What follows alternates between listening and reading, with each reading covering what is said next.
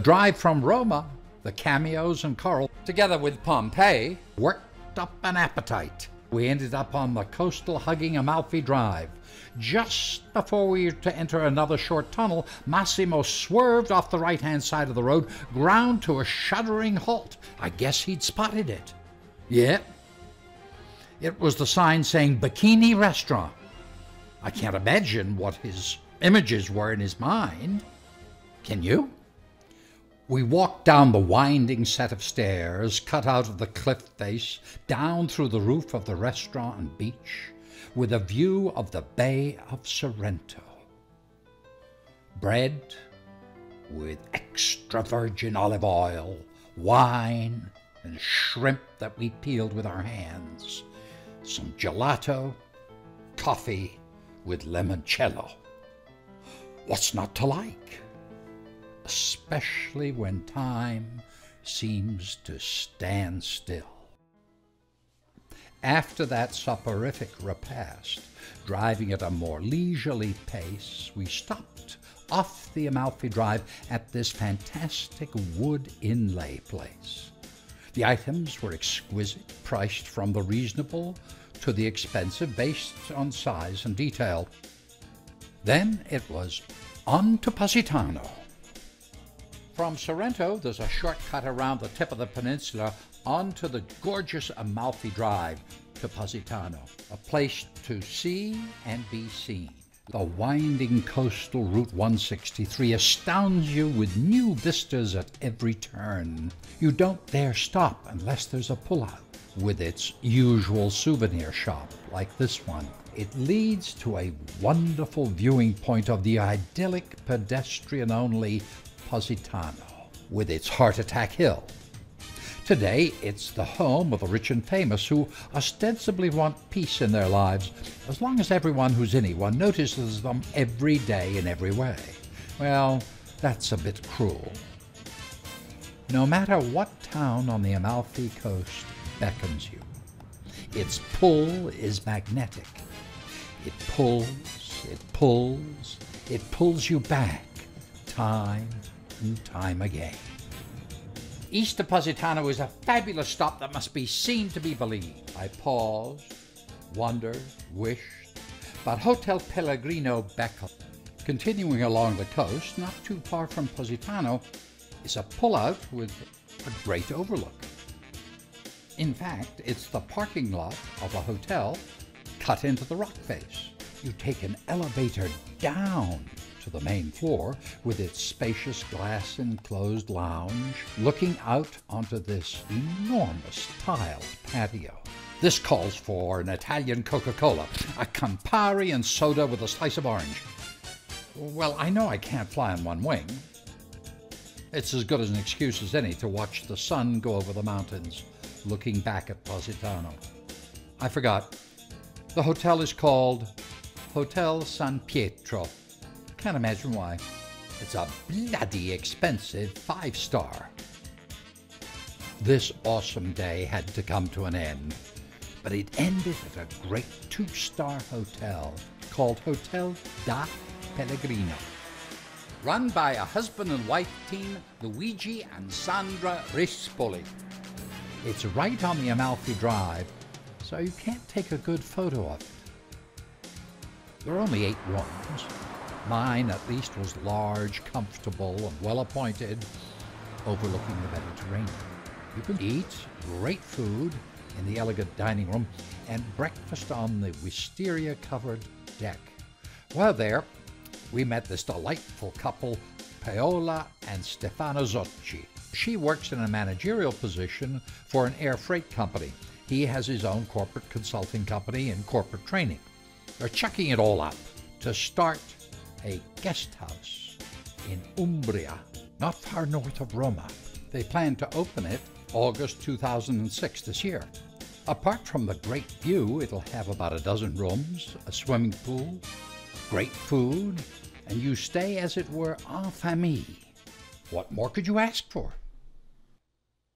Massimo and I started north early the next day. Looking at the map, you'd think it was a straight shot north to Napoli.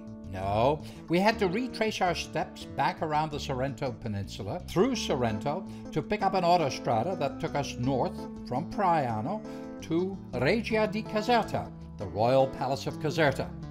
It was a wonderful place, but no English-speaking guides. You'll see it on another DVD. We stuck a fork in it before driving on to Monte Cassino. The map gives you an idea of how steep the hill was. No wonder thousands died taking it in World War II. I'm surprised more weren't killed. So what's so special about the monastery at Monte Cassino? Well, for one thing, it's my third home. Well, let me explain that. I was educated by the Benedictine monks at St. Gregory's at Downside in England. St. Benedict, born of a patrician family in Perugia, in Umbria, in 480, originally a hermit in Subiaco, 2.5 hours almost due east of Rome, founded this first and most important and largest of his monasteries in 529.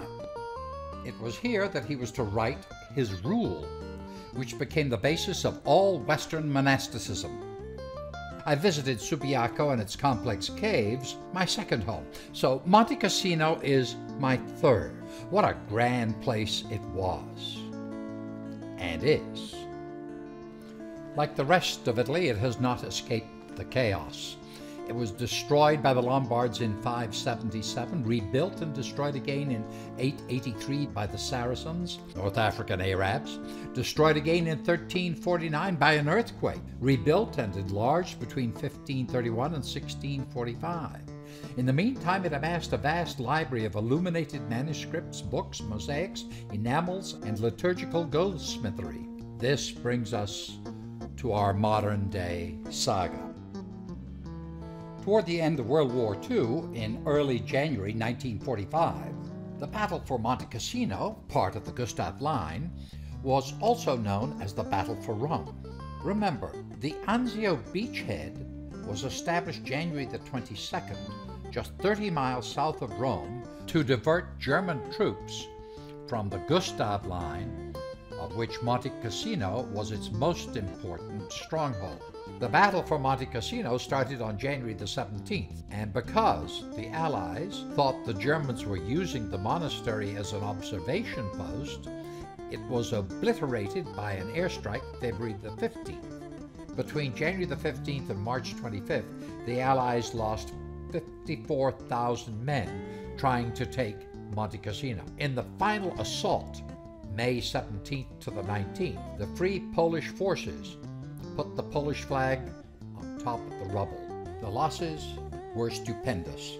It cost the Allies 118,479 dead and wounded, and the Germans 80,000 dead and wounded. In the end, the Gustav Line was breached, and the march to Rome became a race.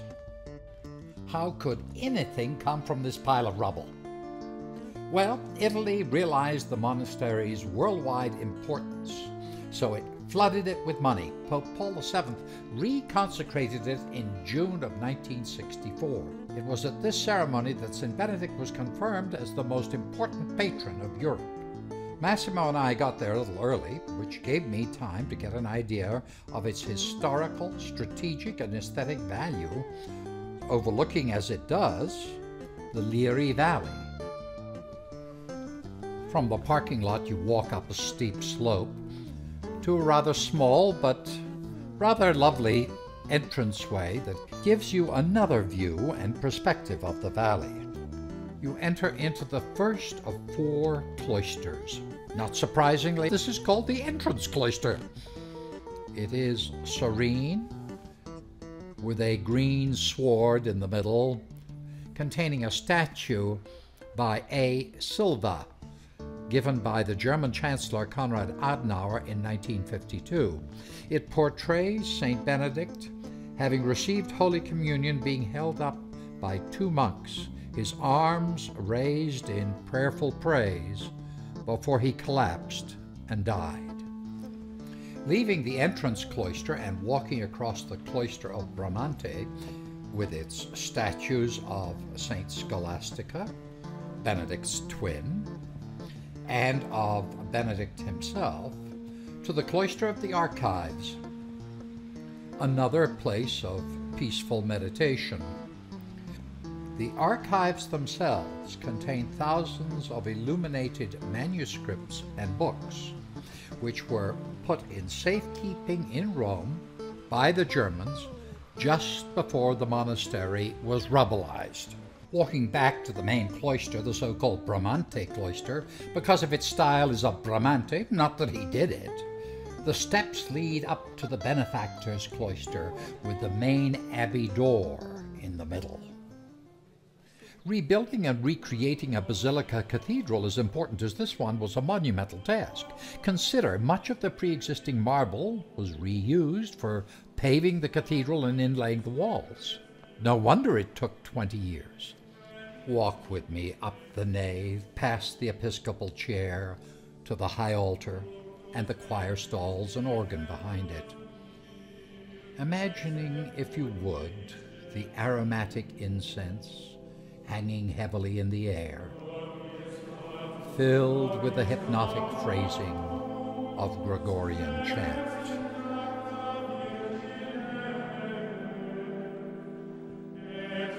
I took the stairs down to the crypt on the side of the high altar.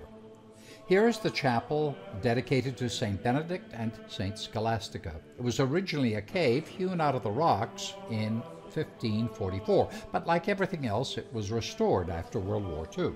The end of my visit was made complete with this 40 square meter fresco that's about 400 square feet, done in 1979 by L. Giordano. It depicts a Benedictine paradise with St. Benedict in the middle, surrounded by holy monks, nuns, bishops, and 3 Benedictine popes in the foreground.